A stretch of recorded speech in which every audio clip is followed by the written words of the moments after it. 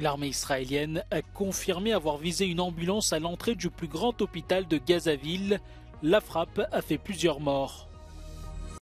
Discours très attendu d'Hassan Nasrallah depuis le Liban. Le chef du Hezbollah a affirmé que toutes les options étaient ouvertes pour un élargissement du conflit sur le front libanais avec Israël. L'Autriche envisage de contourner l'arrêt programmé du transit de gaz russe par l'Ukraine afin de garantir ses approvisionnements futurs.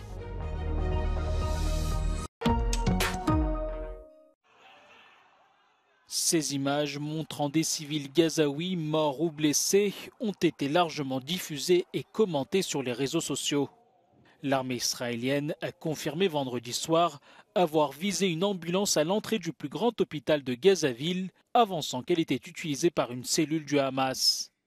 Selon une coordinatrice humanitaire de l'ONU, cette frappe a visé des patients qui allaient être évacués pour être en sécurité. Pendant ce temps, les forces terrestres israéliennes continuent d'encercler la ville et le Premier ministre Benjamin Netanyahou a de nouveau refusé une trêve temporaire. ישראל מסרבת להפסקת אש זמנית שאיננה כוללת שחרור חטופינו. ישראל לא מאפשרת הכנסת דלק לרצועת עזה ומתנגדת להעברת כספים לרצועה.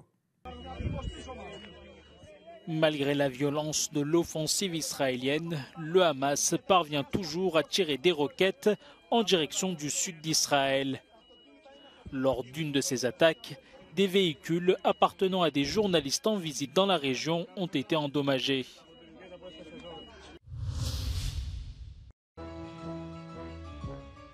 Dans un discours très attendu, le chef du Hezbollah libanais a mis en garde contre une guerre totale dans la région si Israël venait à attaquer son pays. Hassan Nasrallah a également salué les attaques brutales du Hamas dans le sud d'Israël le 7 octobre et a ajouté que ce nouveau conflit serait décisif.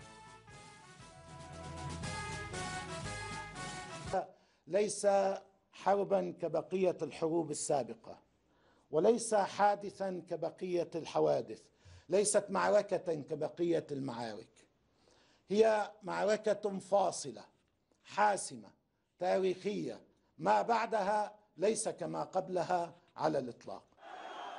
Hassan Nasrallah est cependant resté prudent et a affirmé que toutes les options restaient ouvertes, même s'il a indiqué que la milice soutenue par l'Iran avait déjà pris part au combat à la frontière israélienne. أما في جبهتنا اللبنانية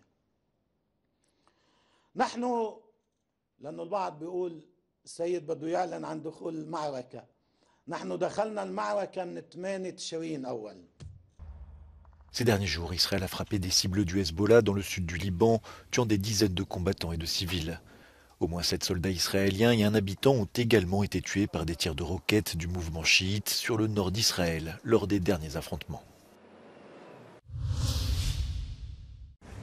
L'Autriche envisagerait de contourner l'arrêt programmé des transits de gaz russe par l'Ukraine afin de garantir ses approvisionnements futurs. Vienne commanderait elle-même le gaz russe et le transporterait via le gazoduc ukrainien.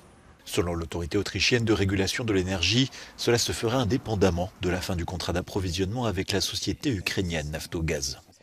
Die physische Leitung ist ja nach wie vor verfügbar. Das heißt also, Gas kann ja fließen, nur mit anderen Vertragspartnern. Das heißt also, wenn hier jetzt ein europäischer Marktteilnehmer hergeht und sagt, okay, ich würde gern die Leitung buchen, um hier Gas zu transportieren, dann besteht keine direkte Vertragsbeziehung zwischen Naftogaz und Gazprom. Somit also wird das erfüllt.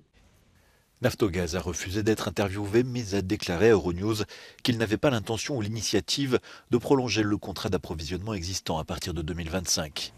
Il n'est pas certain que l'Autriche puisse utiliser seul le gazoduc ukrainien à partir de cette date. L'UE a critiqué à plusieurs reprises la République alpine pour sa dépendance à l'égard de l'approvisionnement énergétique en provenance de Moscou. Das russische Gas aus dem Osten zu ersetzen, will Österreich zukünftig Gas aus dem Westen importieren. Doch dafür sind Bauarbeiten an der Pipeline Richtung Deutschland notwendig. Doch diese haben noch nicht mal begonnen und werden frühestens 2027 abgeschlossen sein, also 2 Jahre zu spät. Wegen diesen Versäumnissen ist Österreich wohl weiterhin von Russland und der Ukraine abhängig. Johannes Bleschberger, Euronews, Wien.